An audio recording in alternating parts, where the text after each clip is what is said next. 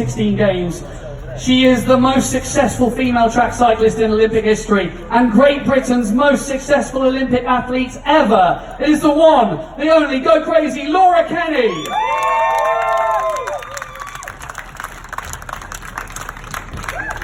There you go, Laura, grab a seat on the end there. Unfortunately, the budget only stretched to 4 stools, so I'm just going to be standing today. Guys, thank you so much for coming out here today. It's a hot, hot day. Amazing to have all these people out here taking part in the nation's biggest sports day. For you, obviously, as elite athletes, sport is an integral part of your life. But when you were growing up, when you're like these kids who are out there, what does sport mean for you, getting out there in the community and taking part? What kind of difference did it make to your childhood growing up? Laura, I'm going to jump to you first on that one. Well, obviously for me, when I was born I had a collapsed lung, so I think it was always going to be part of my life. Like the doctors said, you know, that they needed to help regulate my breathing, so swimming was the thing that we started with. So it's always just been a natural thing for me to just get involved, whether that be like at school sports day or whether that be the activities outside of school. Like it's always been a huge part of my life. Fantastic. And how about yourself, Chloe? Obviously, you know, you're a kind of multi-sport person. We'll find out more about that later on. But getting out there in the community, in these kind of local clubs, was that part of your childhood and your earlier career? Yeah, massively. I loved every sport going and picked up every racket ball going as far as you could throw it. But I played every sport at primary school, and then after that it kind of developed to go into the clubs in the community. So whether one night would be swimming, one night would be tennis, one night would be hockey, every sport going. It's a case of, play at school, but then getting out into the community as well is a massive part of that. Yeah, and how about yourself, Holly? Obviously at the start of that career, going into the senior elite squad and everything, you are coming up and are now on a pathway and are being funded to be on that pathway. What kind of difference has that made to your training and your kind of career so far? I think it makes such a massive difference, just being able to go into like local facilities and train in them, like even if you're not based at your normal training centre, going back to local areas and being able to train and carry on your training away from the main centre is so important. And that funding, whether funding your travel or like helping you buy like the best equipment that you can, it's just so useful for everything that you need. Okay, so obviously sailing, not one of those sort of sports that necessarily everybody is going to be involved with when they're at school and stuff. Tell us a little bit about how you got into that initially. So I was pretty landlocked when I was younger and lived about 15 minutes from a tiny little gravel pit. So I started sailing there, nothing competitive, a few little boats going around it. And sort of made a good group of friends there, and I'm still racing against them today. We've sort of come forwards, and I was lucky enough that my parents would then drive me down to the south coast, and I had the opportunities to go sailing there, and sort of from that it just went on leaps and bounds. But actually going out and doing it and having those opportunities was just where it began. And how sort of important would you say, obviously you got involved in that at a young age, how important would you say that is, getting out there for all the kids here today and being active, whether it's in sports, activities in their community? I think it's crucial. I mean, once you're out there, you're sort of hooked. Like, it doesn't matter what sport it is, but you just get carried away with it, and you can jump and leap between sports. But once you get that competitive nature, you're not letting go of that. Now, Laura, I want to jump back to you for a minute, because we talk about kind of motivation that sport can bring you. Obviously, you've competed at the very, very highest level. You know, the greatest female Olympian that we've ever produced. But you're still out there, you're still training, you're still competing. What is it that keeps you going, keeps you motivated? Because it doesn't feel like a job for me. You know, I ride a bike because I love it, and for no other reason. You know, it's good that it's great that I'm good at it, you know, but it's one of those things where I really enjoy it. So when I go and ride my bike, you know, I have to train 6 days a week. I never think, oh, like this is horrible, because I just want to be out there doing it. I mean, having Albie now as well brings a whole different aspect to it. Like, I want him to have the experiences that I've had. I want him to be able to go and watch us in the Olympic Games. Because I know how much enjoyment I got out of those experiences, and that's something that I want him to be able to share with us. So as Albie grows up, what's your kind of, I mean, are you going to be a pushy mum? What are we going to be? You're going to be right at the front there, kind of saying, no stabilisers, Albie. No, you know, right, everyone says, oh, is he going to be a professional cyclist? Well, I don't know, but all I do care about is him taking part in sport. I want him to try absolutely everything because there will be something that he enjoys. And I'm not saying, oh, I want him to be a professional athlete. I just want him to enjoy sport and take a part in it because that's all I did when I was younger. Absolutely, well, I'm sure you would say, you know, I know we sort of chatted before, and when you were pregnant, and you were still kind of doing a lot of training and everything then, although you didn't really call it proper training, but I think we were 3 hours a day or whatever it was. Do you think that when you do eventually, you know, hang up the wheels, so to speak, it's going to still be a part of your life, I would imagine? Yeah, I think so, yeah. Like, it's been part of my life. Well, we started when I was 8, so I just can't imagine not doing it. It's funny because everyone says, oh, what are you going to do after? I'm like, there isn't an after. Like, this is it. This is staying forever. So we'll see you, I don't know, like Rio 2050, is it? Basically, until British Cycling have enough and kick me out. And they start to allow e-bikes, maybe that'll be the key. So Chloe, you had an incredibly successful career in the hockey, culminating in that amazing bronze medal at the 2012 Olympics. Is that the kind of highlight of your career, would you say? Certainly one of them. I think for me, as I enjoyed every moment of it. It's similar to Laura, you play the sport because you love it and just happen to be better at that sport. Or as I say, I played other sports, but you seem to stand out at one other sport. And I guess for me, it was a case of, you know, I took every tournament as it came and just happened to be building up to the Olympic Games. So you take a Europeans, a World Cup, a Commonwealth Games, and just play each tournament as it comes and see how it goes. I get asked quite a bit, when did you think you were going to go to the Olympics? It's like, well, actually, I just happened. I was pleased to be in the team for the Europeans, or pleased to be in the team for this test event and this match.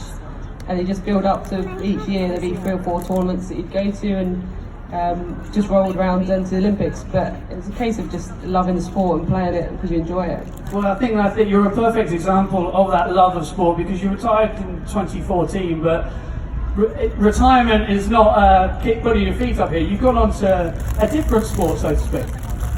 Yeah, as most athletes will have to do something after that sport. I know Laura doesn't want to look after cycling, but I certainly had to look for something after hockey. And I played all sport, loved all sports. So I played golf when I was a lot younger and always wanted to come back to that at some point. So I went on to have a break after London 2012, and I thought it'd probably just be 6 months a year away from hockey, but then fell in love with competing in another sport, which was golf, and I guess I didn't come back to hockey for it. But it was a new challenge, a new drive, something motivated me to want to try and be as best as I could in another area, whether it's sport or not. But for me, it was to try and get to elite level in golf, and then turn pro after that to kind of have a career. And how is that all kind of going for you now? What are your targets going forward in the golfing world? Yeah, I don't get to play loads now. Unfortunately, as soon as you turn pro as a golfer, that's kind of, you become a teaching professional or something. Yeah, that's it. Again, you have to go down the working route of what pays the bills a little bit. But, I now work with a golf manufacturer which looks after all the European Tour sponsor players. So I'm still working within elite sport, just as a kind of the opposite side to obviously competing, but still working with elite athletes week in, week out.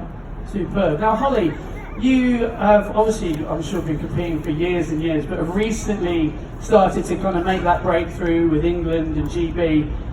Take us through that. How did you kind of first, you know, get into the kind of GB pathway and making that first appearance for them? So England and GB hockey have a thing called a player pathway, where you start kind of under 13, under 12, and then work your way through county, regional, and just like that. And then once you get to like under 16s, under 18s, that's when they have like the national age group squads. And just having that ability to go and train with like the best players in the country, that kind of gives you, like you were saying, you get the feeling of being competitive and you get hooked and just want to keep going to that next level. And then under 18, 16, 21, so you kind of work your way through until they think you're good enough to get into the senior squad. So. And what are your goals going forward the next couple of years? What's your kind of target, so to speak? I'm still pushing for senior squad. I think that's where I want to be. I think Tokyo 2020 is a bit soon, but hopefully for the next cycle, keep pushing on to that. And especially now with the Pro League that the hockey have got, it's kind of more odd matches here and there. So, and they're looking to bring youngsters through, so kind of keep my face in the loop and hopefully try and get another cap in at some point would be really good. Fantastic. Now, Rhos, what you saying about sailing? You compete in the 49ers. I hope I'm right in saying that. Just explain a little bit to us, because I think we're probably all fairly au fait with what hockey is and what cycling is. sailing, like I was saying before, a little bit more unusual and not so sort of mass participation. So what is the 49ers? How does it all work? So the 49ers it's just a two-person high-performance dinghy, very similar. Basically, sailing, all the principles, no matter what boat you're sailing, are the exact same. You just apply them slightly differently depending on what boat. So anyone else in the squad, I can ask them for tips and stuff, and it's I think whatever sailing you're doing, it all applies and can be taken elsewhere. So I think certainly for me, I specify in the 49er, but I make sure I go out and train as many other boats as possible, because at the end of the day, it's an opportunity to get underwater, and that's what I love. So if I'm out there, I'm having a good time and hopefully getting better from it. So. And do you find you have to travel quite a lot for the training, or is it you're able to kind of do it in one place? Well, we're based down in Weymouth where the 2012 games were, so we're pretty fortunate to have all the facilities there, and it's glamour most of the time, apart from winter. But we know that, like, you probably travel as much as any other sport. The only logistics is getting our boats in containers and sending them across the world. But no, it's anywhere that there's some water, we can go sailing. Lovely. Now, obviously today it's not about finding, the next Olympians or anything like that. It's about getting as many people out there in the community and being active and taking part in sport and activities. But we all know what it's like. You get up on a Sunday morning, you feel, a little bit tired, a little bit achy. You don't want to get out there. Let's have from each of you a kind of key thing that you can do. Maybe it's music, something like that can get you motivated and get you out there, taking part in whatever sport it is that you choose. Laura, I'm going to come to you first. I'd say plan to do it with someone else. I'm obviously part of a team sport as well. And the thing, when I look out the window and it's chucking it down and I've got to go and do 4 hours, I think, well, the other girls would do it. And also a lot of the time I train with them. And I think, well, I'm not going to be the one that just stays at home. So I think if you've got it planned to go out with someone else, then you will go and do it. Lovely. Chloe? I was going to say something very similar, being from a team sport. Someone said to me once, the hardest bit is getting out the front door. So as soon as you get out that front door, you're going to go for that job. Not many people go through the front door and then get someone's locking behind you. They go back in. So for me, it'd be definitely either whether, social media is massive now. The training apps is find a gym buddy, someone you can compete against, whether it's trying to beat them, better them. Or even if it's just like a little team group or friends that are in a WhatsApp group or something together, just to say who can beat me at this, or let's do this and see who has the best time. Yeah. It's just so accessible now, isn't it? Everyone's got a smartphone and a lot of those apps are free. So yeah, certainly, as I said, a training buddy or a group of some sort. As I said, being a team, that's the reason I go up and train, just because I knew the rest of my team will be doing that training session at 8:30 on a Sunday morning. But they're doing it, I'll do it, let's all turn up together and do it together. So yeah. Do that. And how about yourself, Holly? What's your kind of go-to method for kicking yourself into gear? I think for me it's more of that sense of achievement. So, when you've gone out for a run and that feeling that you get afterwards, and you always think at the start of the run that you're not going to feel it, and then afterwards you just get that sense of achievement and you think, yeah, I've done it, like workout done for the day. And yeah, I think training with other people is a great way, and like you said about music as well, just get a pump up playlist on and just get on with it, get going. Love it. Ross? For me, it's a little bit more intrinsic. It's not as much for the team sport, so we've got to work together. But actually, sort of what version of myself do I want to be? And I think if I don't do this session, I'll skip this session. What if I skip the session after? Actually, you go out and do one, go out and do another. You see a bit of an improvement, and it just snowballs from there. That's quite deep. What version of myself am I going to be? I'm going to remember that one. I think it's fantastic. Okay, so we're going to jump out in a second and see if we've got any questions from our lovely audience down here. So you guys start to have a think about that. Finally, though, just from me, what's the biggest thing that, not so much the sort of competing at the Olympics and being an elite athlete has given you, but what is the one big thing that sport has given you in your life, whether it is in relation to your kind of personality or your family or anything? And we'll just head down the line again. Start with you again, Laura. My husband. Oh yes, of course. Well, there he is. You're looking after the kids today. He is, yeah. And the dog. No, but on a serious note, it gave me confidence. The one place I felt most comfortable was playing sport. So I think it gave me confidence. Fantastic, that's a lovely answer. I'd probably go with friends. Being in a team, achieving something together, competing together, and you have those bonds forever. Like that group we had in London 2012 will always remain friends, you always stay in touch, and you always have those stories that you share. And the camaraderie of the locker room, change room, what goes on before a game, after a game, and those hard moments and training sessions. You always have that kind of we did that together moment. So for me, it's given me, a massive group of friends from various teams I've played in over the years, and different places, whether it's Team GB, whether it's my club team as well. This is lovely. It's all getting quite emotional up here. Holly, Yeah, I was are you going to send us over the edge? I was going to say friends as well, but I think from a personal point of view, it's that sense of resilience, and especially once you get to like performance level sport, and you have to there's always selection, there's always things going on. You have to kind of bounce back if you don't get picked, or like work hard if you do get picked. And I think just that ability to come back and still work really hard even if you've not been selected for a big tournament, like resilience. I think that resilience is something that we can all take into our own personal lives, isn't it? Knowing how to sort of stick it out when things get tough. Ross? For me, it's just the happiness. Like, I do what I love for a job. Even if it wasn't a job, I'd still do it. It just means I can do it more. And I think, the sort of feeling after you do it, it's so good. Super. Right. Let's get some questions from the audience. So, hands up, who's got something? We're going to go down here. There's a young lady who was dancing like crazy before. What's your name? Jessica. Jessica, go on. So, who's your question for?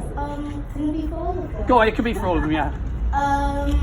If you couldn't do any sports, what would you do? Like music or play guitar or something? Oh, okay. So, do you mean sort of another hobby or another career? What do you think? Another career. Another career, wow. If you couldn't be in sports, what career do you think you'd be going for? Please don't say presenter, because I'm not very good at this, and I don't get knocked off. I would jump down the end there. Ross?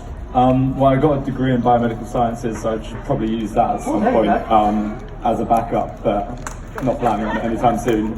Did you just get a round of applause for biomedical sciences? Well done. Not that great. Oh, no. Well, apparently you did.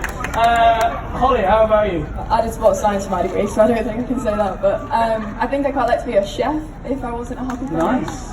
Throw that out there. Healthy cooking, hopefully. Yeah. Chloe? Again, I quite like the outdoors and something physical, so maybe a gardener or a farmer or something. I love it. If you suddenly hear an announcement that any of these guys have quit sport to go and work as a farmer, then you've just got to blame Jessica. It's not. Laura, how about you? Oh, I don't know. I'm literally useless Tough question, at isn't it? Yeah. I mean, I'm just lucky that I fell in cycling, because honestly, I'd have no idea. I've got no qualifications in anything else. I mean, the only doctor I got was honorary. What would your dream be? What would your dream be? I don't know, something with animals, I think. Oh, that's nice. Yeah. Horse riding? No, Oh, that's a sport. Okay, a great question. Right, we've got another one down here. I'm going to dash down very quickly. What's your name, pal? Raymond, Raymond, what's your question? it's autumn. We're 1 year away from the Olympic 2020. How many medals and target we're going to win? Oh, okay. So, we're 1 year away from 2020. I mean, we really need the BOA over here, don't we, for this? We're one year away from 2020. How many medals do you think we're going to win? I suppose also the question is, do you think we are going to improve in Tokyo on our kind of haul in Rio? What do you reckon, Chloe? As I said, is that all medals or gold medals? All the medals. I think we're definitely improving. I think you've seen the progress from Olympics to Olympics. We keep creeping up, and I think that's something we want to keep going as a country, as a nation. And I think the investment we've had in days like this, in sport in the country as well, in terms of community groups, I think it's definitely something we can do. I think they're probably getting to little increases now rather than a big jump. Yeah, I think there's that sort of the huge difference that the National Lottery funding and UK Sport made at that time, and obviously it's then going to be small increments, isn't it? But hopefully 2020. Definitely going to top it. I don't know how many by then. We'll see you there in the golf tournament, maybe. I don't know. About that. I'm not quite that good. Okay, let's see if we've got any more questions down here. I've got a gentleman with a lovely beard down here. What's your name, sir? My name's Grant. Grant, what's your question? Right, this is to everybody. First of all, I'd like to say thank you for coming down to see us today. The question I was going to ask is, I believe that sport should be about inclusion and diversity.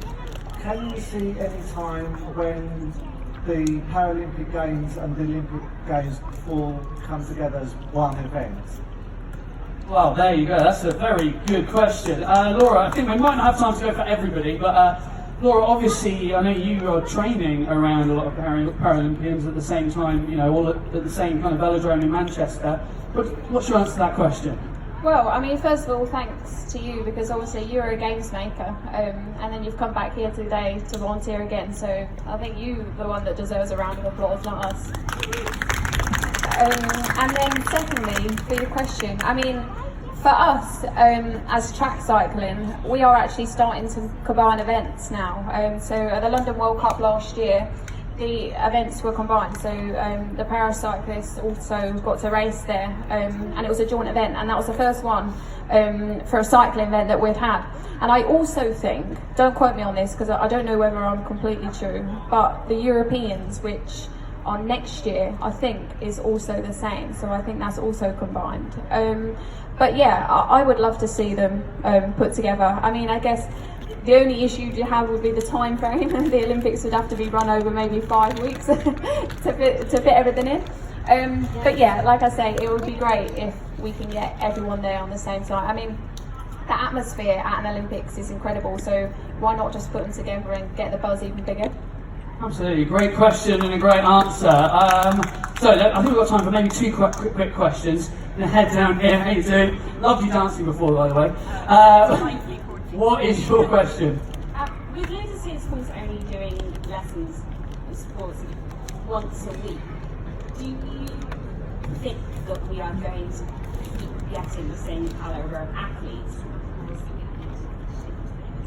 Well, there we go. I think the mic dropped out there. You do have a loud voice like me.